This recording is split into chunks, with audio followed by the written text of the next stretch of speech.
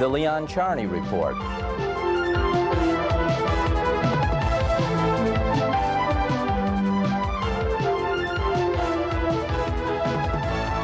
And now, here is your host, Leon Charney.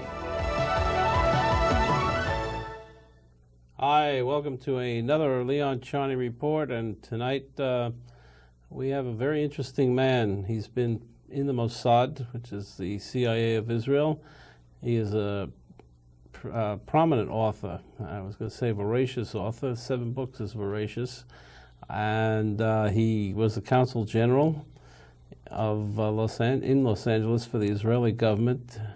And he's a man who really knows what's going on in the country. We thought we'd give you a surprise. Ruby Rivlin, who we promised you this week, was on his way from Jamaica. I think he went to the Gaza Strip to sleep next door to Yasser Arafat to see if he can open up the negotiations. And that's what we're going to talk to Hesi about, to tell us what is going on in the country today. Hesi, welcome to the show. Good evening. First of all, your last book was a big seller in France. It's called They Killed Rabin.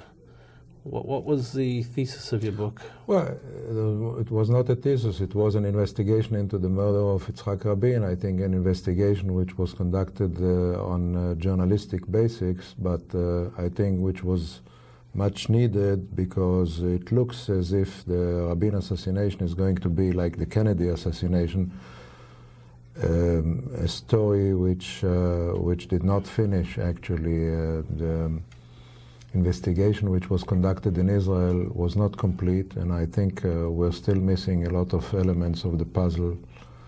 The guy who killed Rabin was arrested, convicted, and is in prison, but I think... He's become a folk hero, hasn't he? Yeah, he's becoming a folk hero, unfortunately, for some people, and I think that's also a very bad surprise, but the story itself, I think, the whole story about the assassination of Rabin is not yet out. He wasn't a singular assassin, was he? No, he was not a single assassin. It's clear today that he was not a single assassin. The problem is that the investigation into the murder of Rabin was conducted by the Shin Bet and the police, and both were under investigation themselves. Really? Yes, because at the same time there was a government inquiry commission headed by Chief Justice Shamgar, and the main suspects in the investigation, or the main investigated people in the Shamgar inquiry commission were the Shin Bet and the police. So you can imagine how well the Shin Bet and the police could do their job if they have been themselves under investigation while they were conducting the investigation. You remember the Mossad. It's a pretty tough organization, pretty good organization. Yeah. Would you, and Shin Bet is really, well, at one time they were probably united in the beginning, right? And then they veered off. Could you believe that people in the Shin Bet would be in a conspiracy to kill Rabin? No, I don't think so. I don't think so. I think that there was no conspiracy to kill Rabin, but there were many mistakes. There was a misconception, like in Kippur, which was prevailing among every Israeli. So you're saying it was negligence? It was negligence, and eventually there still may be even inside the Shin Bet, people who feel like Yigal Amir, not necessarily who contributed or conspired to kill Rabin, but who may feel as Yigal Amir felt, politically. Yeah.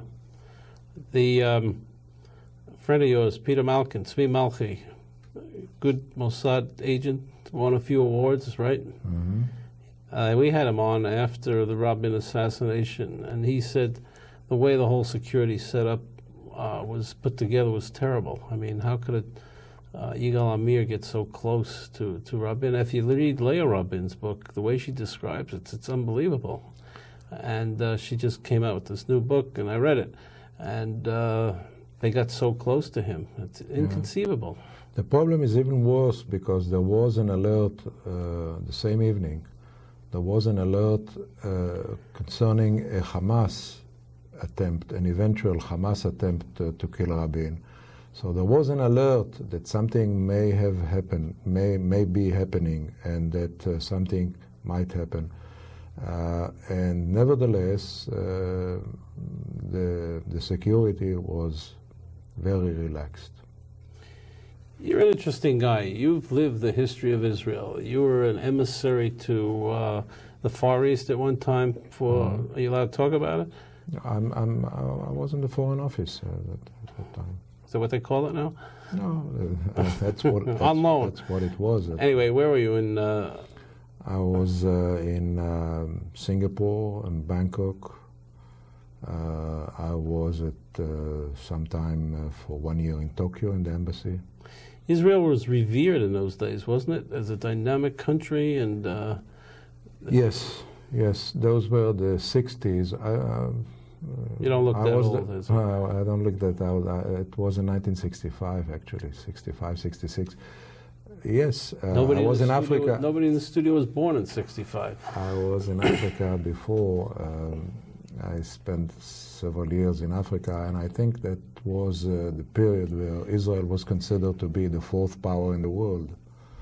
I remember once we had a discussion with the president of Congo, Brazzaville, and he called in the British ambassador who was living in Congo Zaire at the time. He was non-resident, and he said, "Why don't you open an embassy here?" He says, "Well, you know, we have budgetary problems." He says, "Look, Israel has an embassy here. How come that Great Britain doesn't have one?" We were considered at that time to be one of the 3-4 major powers. Who was the foreign minister? Abba Eban at that time? Yes, Abba Eban. Great man in his way, wasn't he? Isn't he? Yes, he's a great man. I think I interviewed him actually. Yeah, I got to say, Hesi is producing a film for the 50th anniversary of Israel. It's a 2-hour documentary in conjunction with French television. It'll be distributed throughout the world, so you'll see his product in about, 300 days, very close. Yeah. And you've interviewed, probably every world leader and obviously all the Israeli political people. Right. We've interviewed everybody from Netanyahu to Sharon, Shamir, Peres, Barak. Did you put them all in the same room? No, no. We interviewed them one by one, but they were all interesting because we were reviewing 50 years of history, and Abba Eban and Shimon Peres are practically the two only politicians who have been already active at that time. In what years? In 1947. 47, Shimon Peres was starting his political career. Abba Eban was already... Sharon was probably strong in the army. Sharon was a soldier in the army, was just starting. I think he was Air Force? Weizmann was already a pilot, right? But as politician, I think only Abba Eban and Shimon Peres. Shimon Peres became, in 1948, the representatives of the Ministry of Defense in the United States. All right, that brings me to interesting... it's in a way sad. Shimon Peres was dethroned about a week and a half ago by the Labour Party. Am I correct? Mm-hmm. Yes. Let's call it that there was an election and he didn't win the election. They really nearly tossed him out of the party. You've just interviewed him on 50 Years of Israel. No matter what you say, he was a patriot and a great political leader. He played an important role. How come they can't get... Asa Weizmann once told me, every ex-prime minister has a violent ending. Violent ending. Ben Gurion had a terrible ending. Sharet had a terrible ending. Eshkol had a terrible ending. Yes. Golda Meir was terrible. out, Yeah, yes. Your book threw her out, by the way. Your other book. One of the reasons, yes, of course. Well, I wrote a book with 6 other military correspondents after the Kippur War, which was called Kippur in the United States. Was called The Mishap in Israel, in its Israeli version, HaMechdal. Which led to the Agranat. Yes, it played a role in creating some of the stir and public opinion that led to the Agranat Commission. Okay, so 50 years of Israel. Are you excited or are you a little bit upset about what's going on in Israel today? Well, it's very hard to say because, you know, when you look back 50 years, you look at what we have achieved, it's so tremendous that at some moment you say, well, let's wait a little before getting so angry and so exasperated, because we have achieved a lot. Israel in 1948, the budget of Israel was $50 million. Today, Israel is exporting more than all the Arab countries together. The GNP of Israel is bigger than the one of Saudi Arabia with all its oil, which means that all the wealth of Saudi Arabia, which is quite enormous, is less than the brains of Israel, because what we have in Israel is brains. We have no raw materials, we have no other things. 50 Israeli companies started 5 years ago from scratch, and they have, each one of them, become a $100 million company based on Israeli skills. From that point of view, the development is phenomenal. The technology is phenomenal. I think we have created something. Basically, we have already peace agreements with Egypt and Jordan. We have a peace process with the Palestinians. At this stage, everything is stuck, unfortunately, and I think we are very unhappy about that. But I think in perspective, I'm less worried about our relations with the Arab than I am about your internal relations. That's what we want to get to. Yes. I mean, 50 years ago, no one would project that a Jew would kill a Jewish prime minister. There is no way in the world that anybody would even think of that. And that's what happened. And from what you describe in your book, there's a split in that country today. There's no question about it. And you don't have a political axe to grind. You're just a guy who does a lot and lived a lot in Israel. You're a writer. You've been to the Mossad. You've paid your dues. And you've got to be upset about people urinating on graves on the Memorial Day of the Soldiers in Jerusalem. Yes. You can't bear that. It's impossible. No, the problem goes much deeper than that. I believe that we have today a problem between religious and non-religious Israelis. It's a major problem because we can only have a country, a democratic country, and an independent country, if people will agree to accept each other and to make concessions in order to live together. Right. We should point out, Hesi, that the left in Israel is not very accommodating to the religious people, and the religious people are not very accommodating to the left. So there's a real strife. There is a real strife, and I think that's the major problem, because I believe that problems between Israelis and Arabs will be solved in 4 or 5 years from now. I don't think that this is going to be a major problem in the future, but internal problems are going to be a major problem, and unless we can find a way in which mainly today religious and non-religious Israelis can live together and make mutual concessions, because this is the key. But don't you think that the political problems are attached?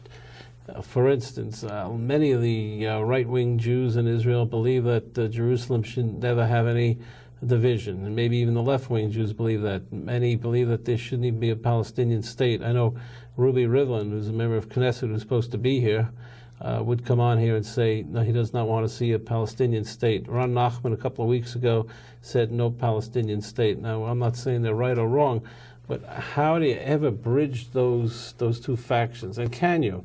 I remember we were doing Camp David. It was not so simple either. But it was only the Sinai, which was sort of territory it took in. It wasn't this holy territory. Do you feel in your gut that there's a way to bridge that gap? Well, I think there is. Look how much excitement went on the Hebron subject before the agreement was concluded. Good example. once the agreement was concluded, well, did you hear about Hebron lately? I didn't hear. So I don't really believe that those problems cannot be solved. I think they can be solved because they are political problem, and I think most of the Israelis, one of the interesting surveys in Israel, Israel is a country of polls. Every week you have 6-7 polls on like America. On every, I think more than in America almost. But the subject, the funny thing in Israel is that you have a constant answer. I mean, it's 90%. 90% of the Israelis believe this, 90% believe that. They believe one thing, they believe 90% believe the other thing. You get everything is 90%. So I think basically, you ask most of the Israelis, they want peace with the Arabs. Okay, most of the Israelis want the peace process to continue. And then finally you find that most of the Israelis don't want to give up territory or don't want. Right. But at the end, I mean.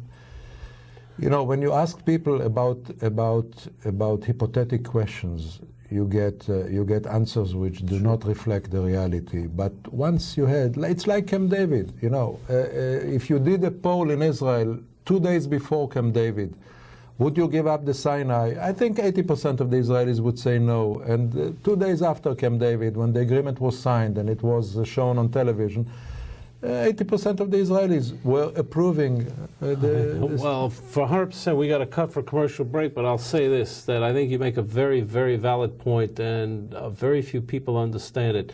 Once that political decision is made, people sort of go on with their lives. They know it's final, it's finite, and they go forward. And I've heard this even from the Beirut people who said, you know what, we signed on this agreement, that's it, that's life, what can we do? Publicly, we're going to talk about it, but in the end, the reality is there. And very good point with Hebron, because a year ago, everybody's shouting about Hebron.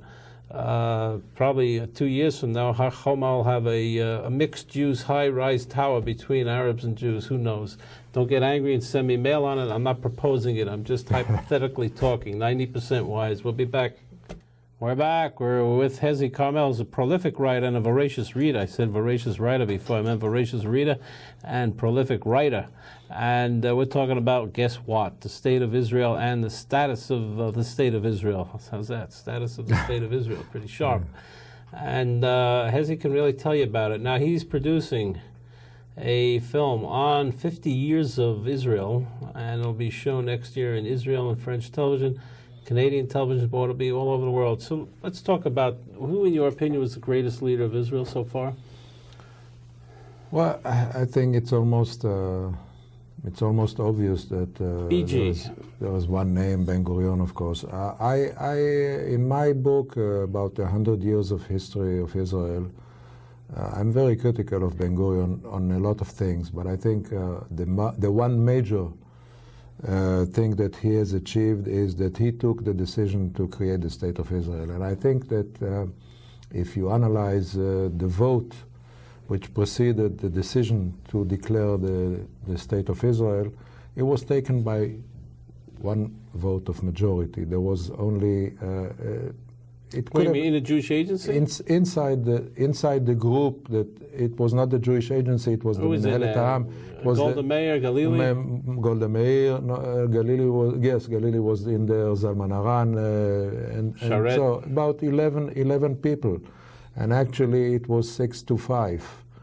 Really? 5 were in favor of postponing, as practically was requested by the United States at the time. Right. The United States has suggested that maybe the declaration of the state should be postponed, and the British were going to leave the country on May 15, 1948. And so on May 11, that decision was taken, and it was only Ben-Gurion who could have taken that decision, because I think the people were too frightened, because at that time there were 600,000 Jews in Israel. Nobody thought that the country could survive an attack by 5 Arab countries who were already countries with armies and everything. And so there was a temptation to postpone the whole thing and say, okay, let's wait. I had the biographer of Ben-Gurion, our friend, what's his name? Used to be a member of Knesset. Bar Zohar. Mickey Bar Zohar. And I don't know if you know the story, but he tells a story in the biography that Ben Gurion was in love with a woman in 1900, and she spurned him. Yes. And had she not spurned him, he told Mickey, at the end, he probably would not have been the Prime Minister of Israel. So spurned lovers sometimes have a place. Paula Jones, listen, I mean, you may have a big career. You may create another state. We don't know. Spurned lovers have a lot of power. Yes. Who are the 5 greatest generals in Israel's history? Well, you know the story about the 2 generals when Johnson came to Golda Meir and says, give me 2 of your generals in order to help us to finish the Vietnam War. And he wanted Diane and Sharon at the time, and she said, okay, if you give us 2 of your generals, General Motors and General Electric. So anyhow, we had many famous generals, and Diane, I think, of course, is probably the most famous of them. I'm not sure he was. But he had a terrible ending also. Of course. Every major politician in Israel ended in some way which is not I'll give respectful. you one. I'll give you one. I think was one of the greatest generals, and maybe you wouldn't have him down on the list. Chaim Bar-Lev. Well, Chaim Bar-Lev was a great general, and he also had a very pitiful ending. Right. And so I think I'm talking in terms of generals who fought wars, because basically generals are only respected or well known if they win battles. Right. And so, of course, there is Dayan, because he was the chief of staff of the 56 war, and he was the Minister of Defense of the 6-Day War. He was the Minister of Defense of the Kippur War, and that's why he joined Begin's government later in order to. All right, so we go with Dayan. Do that. But Dayan probably was the number 1 general in Israel, and I think Sharon is the number 2 in my view. I think Sharon saved the state of Israel in 1973, and I was with him when this may surprise you. I was with him too, but not as a soldier. I was reporting back to the U.S. Senate. I was a military correspondent, and I crossed the canal with the paratroopers on October 15, 1973. And I must tell you that I was on the canal 3 hours after the war broke out. The war broke out on Saturday, Yom Kippur, at 2 o'clock, and 5 o'clock I was already on the canal. And I saw, and it was a disastrous situation, and Sharon came the next day on Sunday, and when he arrived, the troops changed completely. I mean, it was like an electrical shock. And he gave everybody hope, and I think it was very important, because today, when we look at the history, and I studied the Kippur War, including from the Egyptian side, and I spoke to Sadat many times about it.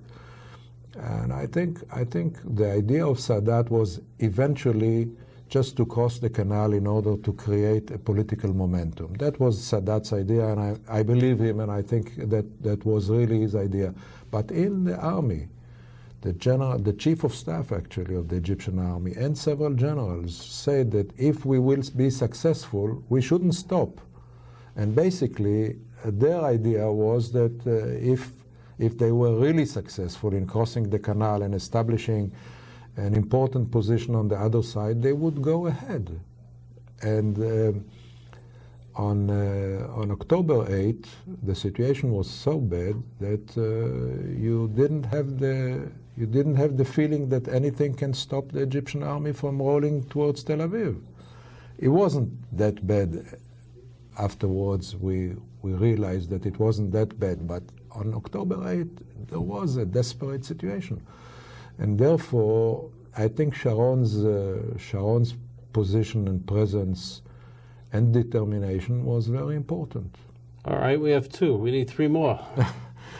Well, I think it'll be quite hard, but Bar-Lev will be definitely one of the 5.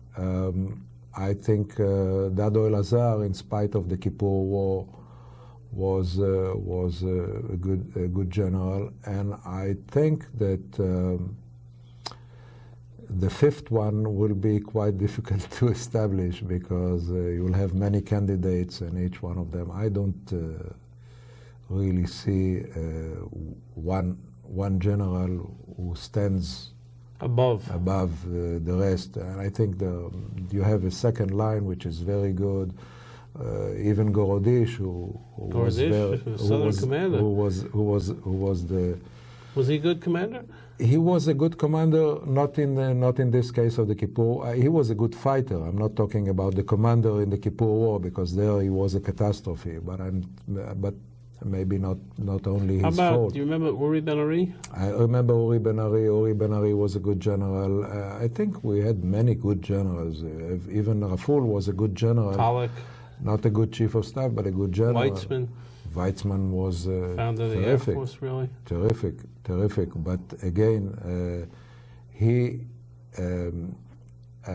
will be recognized not so much as a pilot, as a fighter pilot, because I don't really remember a lot of things that he did as a fighter pilot, but I think he will be remembered as the man who conceived the Six-Day War. Yeah. The concept of the Six-Day War, which Moti Hud did it. But, Moti Hud did it, but he planned it. Right. And this is probably one of the most striking and most fascinating military operations ever conceived, I think, in 2,000 years of history. I agree.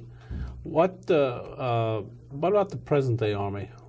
Is it in good shape? Present-day army, very good professional army today. Is the religious controversy, is it more than, is it, we hear too much in the newspapers, really relevant, where a few rabbis get together and say that the army should not be involved in evacuating Jewish settlers from Jewish settlements, and then you have 15 rabbis say no and 15 say yes. Is that a real problem? Well, it doesn't seem to be a problem for the army today, but it may become a problem in the future, because there are more and more people who obey the rabbis more than they obey their generals. All right, we're going to cut for commercial break. I'll leave you with an easy question. You think there could be a civil war ever in Israel? It's a tough question to answer. I think there can be a civil war in Israel. I hope there won't. All right, we're going back. We're going to call Grant and Lee and see what happens. Remember those generals, they took care of it, and then Abe Lincoln came around. We'll find out if Israel has an Abe Lincoln. We'll be right back. We're back. We're talking about Hesi Carmel, the former consul general in Los Angeles a long time ago, before Barbara Streisand got engaged to her new beau and before Madonna hit the scene. And probably in those days, Paul Newman was big. It's coming out of Exodus, right? Became a very close friend, by the way, of Weitzman during that filming. Mm-hmm. And Hesi also had a terrific career in the Mossad. He was the chief of staff for Meir Amit. Mm-hmm. And Meir Amit was another good general, mm-hmm. and also the head of the Mossad. You better say that on television. He made it on tape. You know, you're very close to him. Yes. Meir Amit's a fascinating guy. Right. Who is going to be the unifier of Israel? If there's so much strife there, will there someone come up and unify, or will Bibi Netanyahu change coats? What will happen over there? Well, I think at some time it's probably going to happen within the next year or two. We are probably going to see quite a revolution, I would say, in this respect, that people will realize that we cannot go on in this way, and I think that there must be a kind of new coalition inside the country. And I think can it happen? It can happen because with the direct election, people are working on it, and they are realizing that they have to make different decisions, and I think it's going to happen. By the way, I don't think the elections will wait until the year 2000. Really? I think we will have early elections. But that would take 61 members of Knesset to vote down the government. Well, that can happen. That can happen, yes, because the problems are quite complicated, and I think that that a lot of occasions will arise in which people will have to make a decision, and the actual setup of the government cannot probably last if there will be an important shock. For instance, take next November, September, November. You have to make a second withdrawal of the Israeli, realignment of the Israeli army in the West Bank, which means that you have to... Zone B. You have to transfer territory to the Palestinian Authority. In my view, the next realignment will require something like 20 to 30% transfer of territory. I don't see the current government capable of accepting. You're right. I mean, we had the mayor, Ron Nachman of Ariel, and he said it's unacceptable. Okay. He also would not accept the road which bisects Israel. Israel promised the PLO a road that would connect the West Bank and Gaza. Mm-hmm. And his theory is that it splits the country in half, and you see it dramatically on a map. It does. There's 9 miles between the Tanya and the Arab. You know that again, I say in Israeli history, nothing is new. We have already seen everything. Not everything has happened, but we have already discussed at least everything.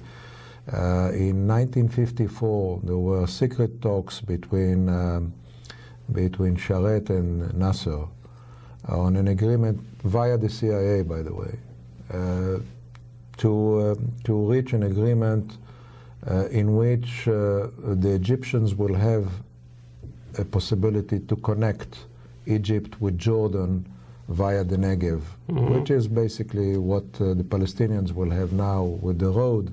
But at that time, they were talking about Eilat area. And we're talking about building a road which will be a highway, a real highway, which means crossing over the state of Israel.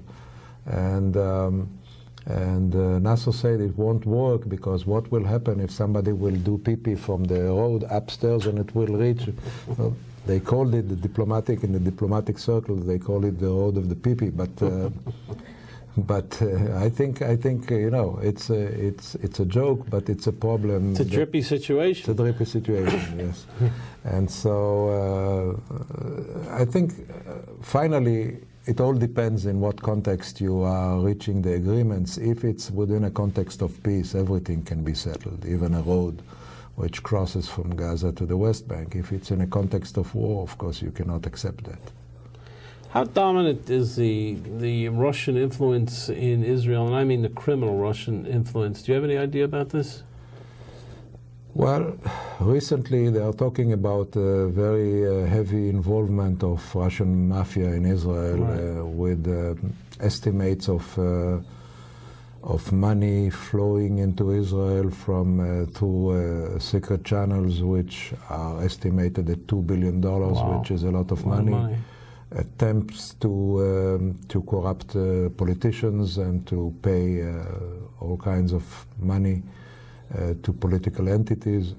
I think it's a real problem, but the police is now investigating the subject very heavily, and I hope they will come up with the right answers. But it's a problem, not only in Israel, by the way. I think this... it's a world problem. It's a world problem. But the Russian immigration has been very helpful to Israel. I mean, you've absorbed about 500 million, maybe more than 500,000 people.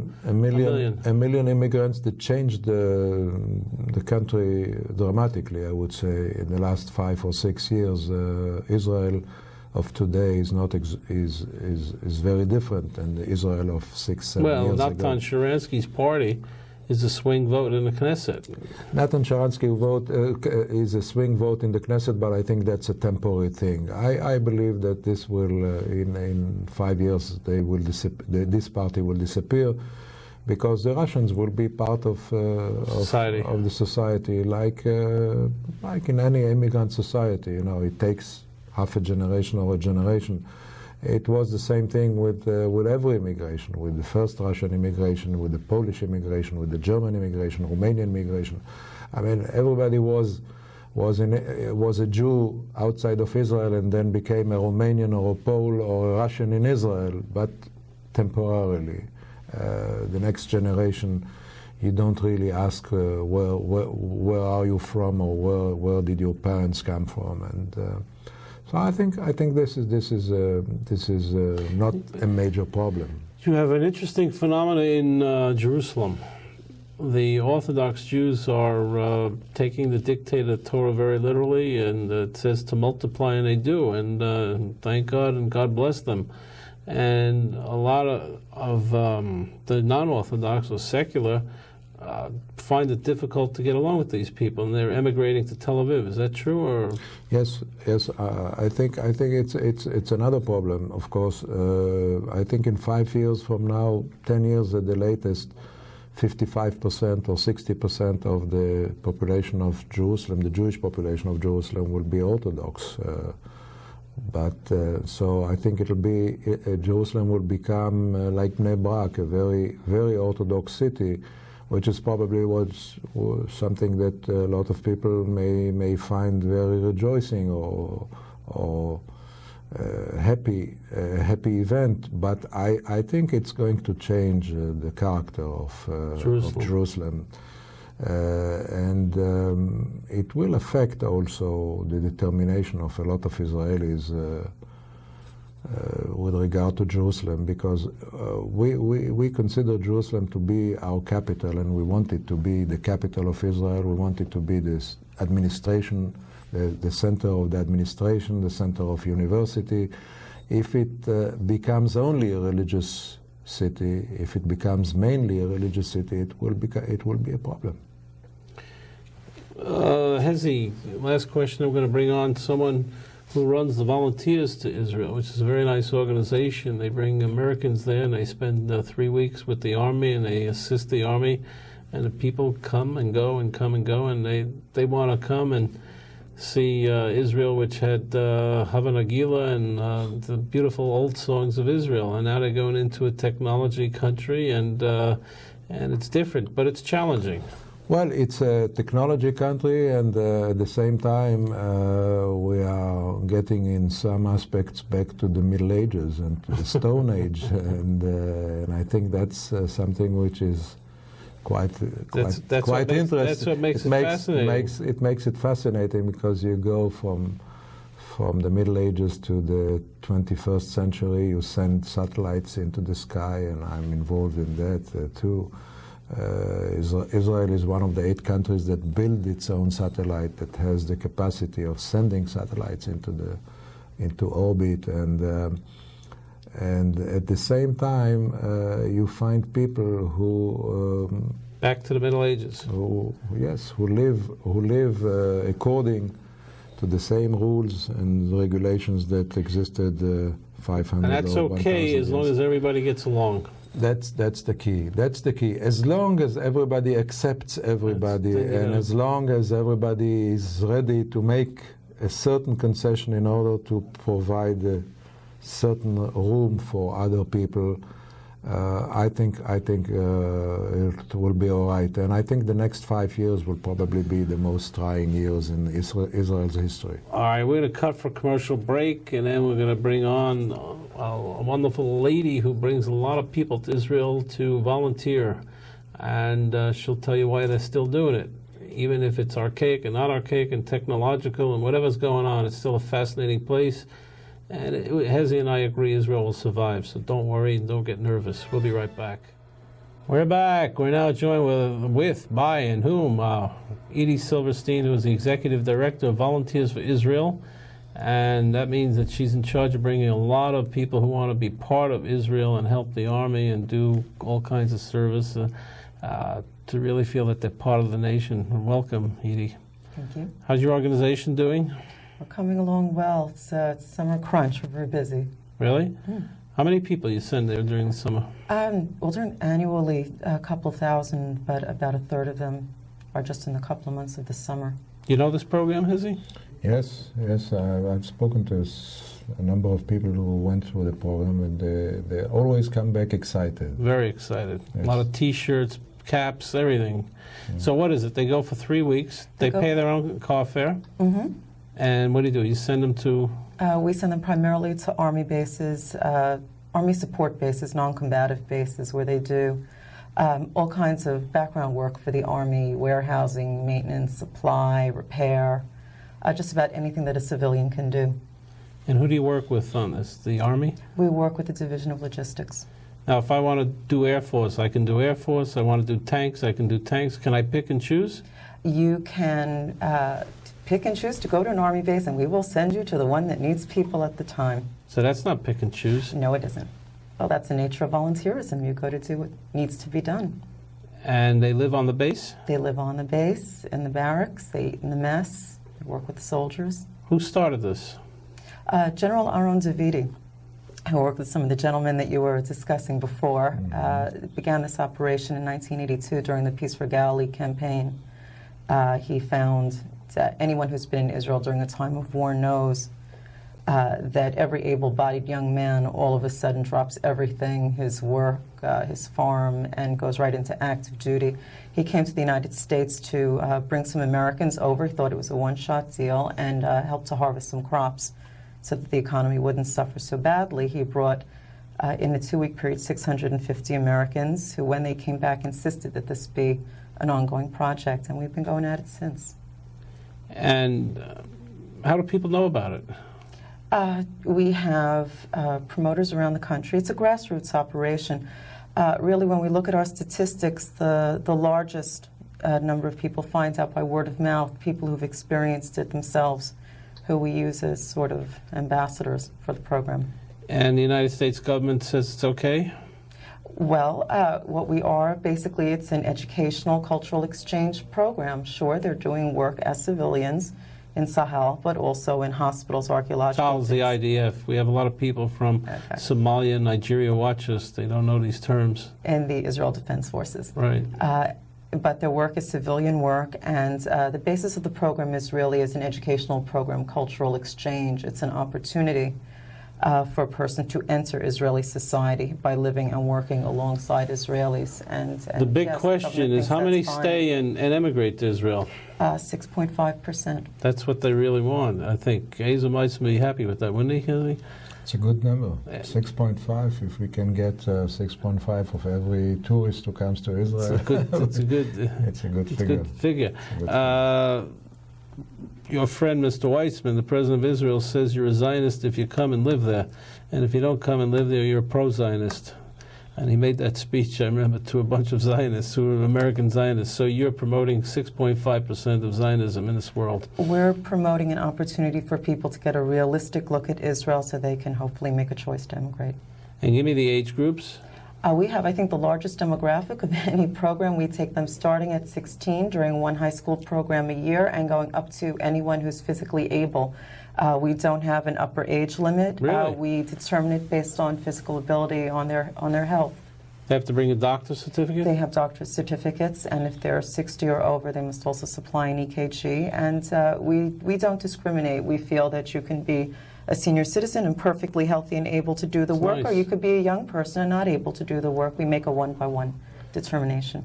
We've got some film here of your organization at work. Yes, some volunteers arriving at their camp and first seeing what they're in for 3 weeks, where they're going to live. This girl wants dinner at Cirque, probably, right? She's going to experience Army cuisine. It's a unique experience. This guy looks pretty muscular.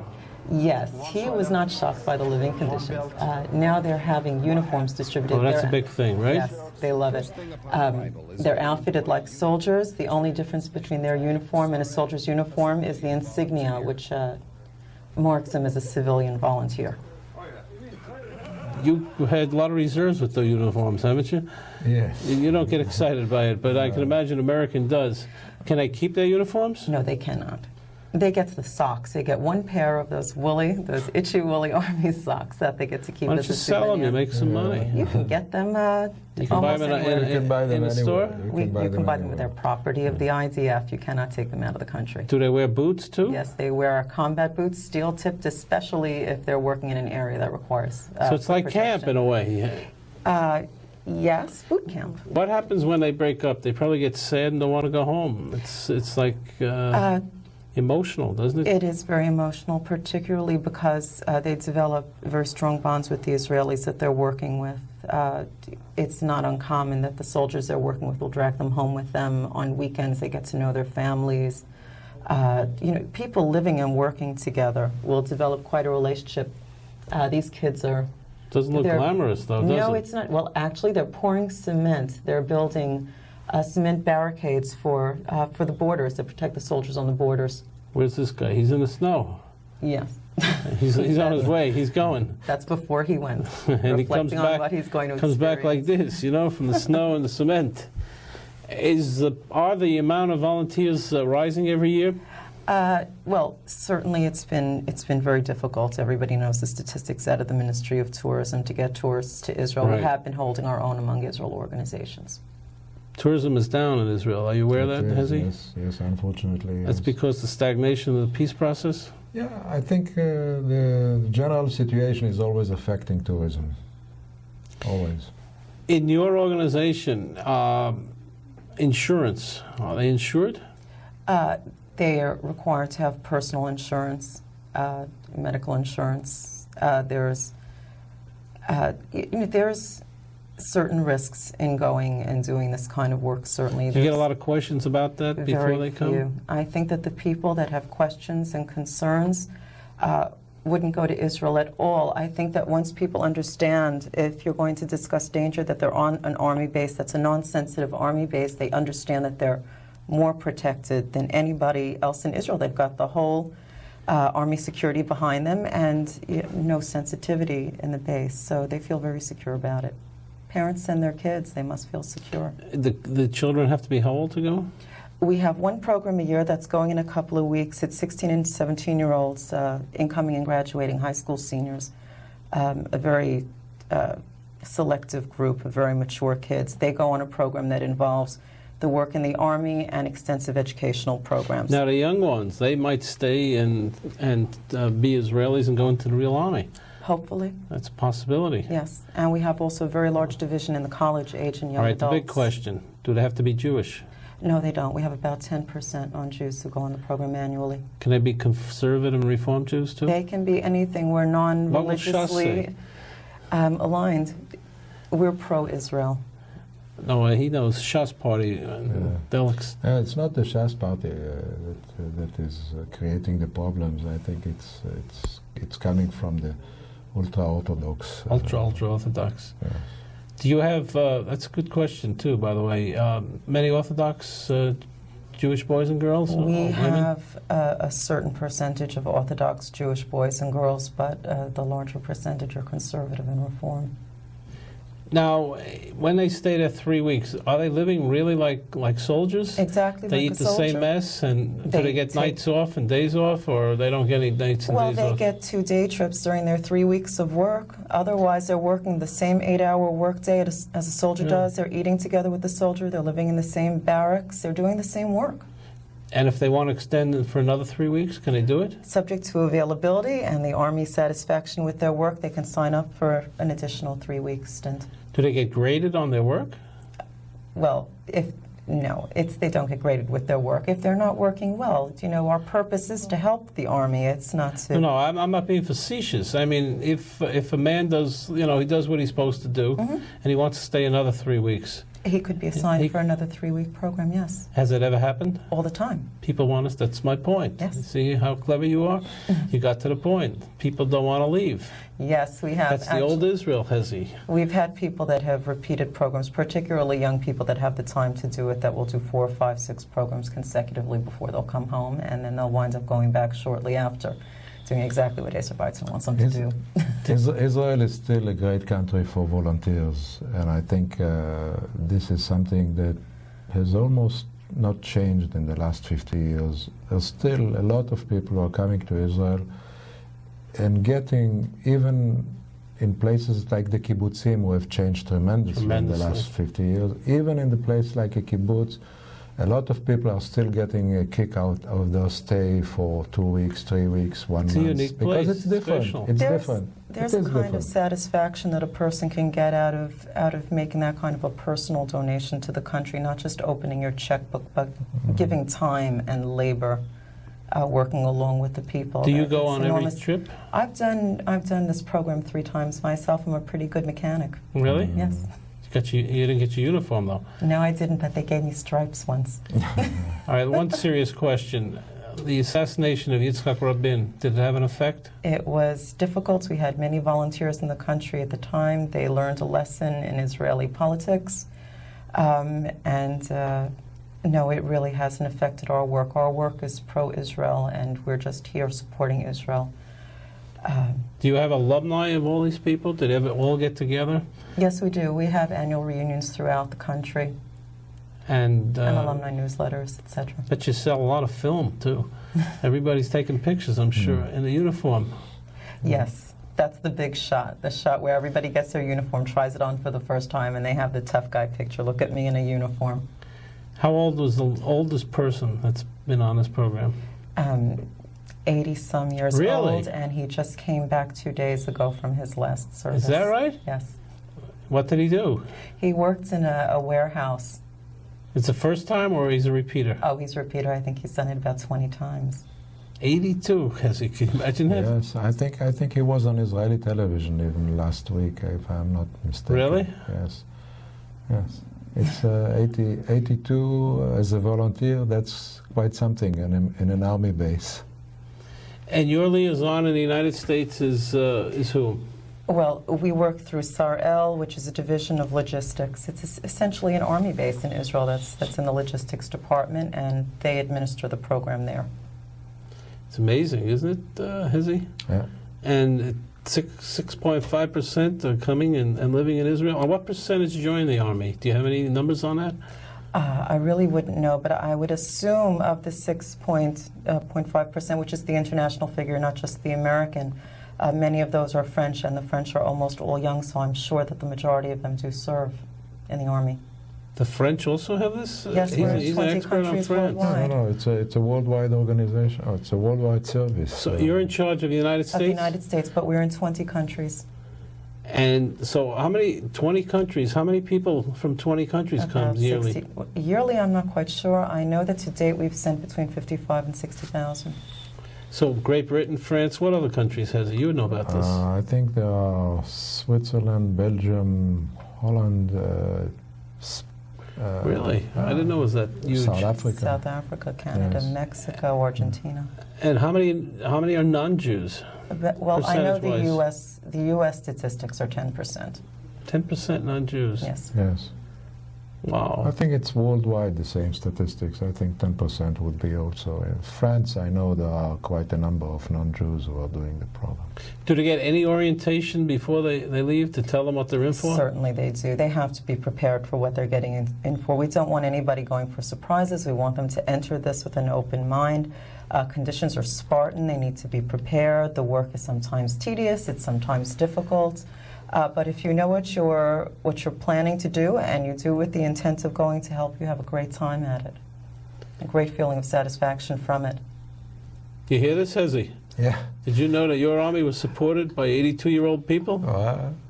That's. And some younger. Yes. It's very nice. I mean, and it's the camaraderie that exists, I'm sure, is terrific. I spoke once to a number of soldiers who lived in a military base where the volunteers came, and I think it's also very gratifying for the soldiers to know that people are coming from all over the world, want to be with them. It's a very good program. It's wonderful. I'm sure they've developed friendships with Israelis. Edie, you're doing a great job. I hope we got a ton of volunteers outside the door here ready to go right after the show, and I'm sure that they'll make great assistant soldiers, if that's what you call them.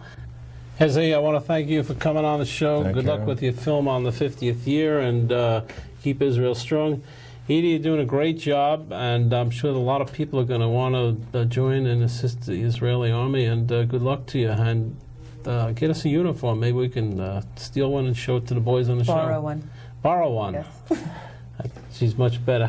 We'll see you next week with who knows what, but we always tell you we never know if we can do better. We try, so tune in.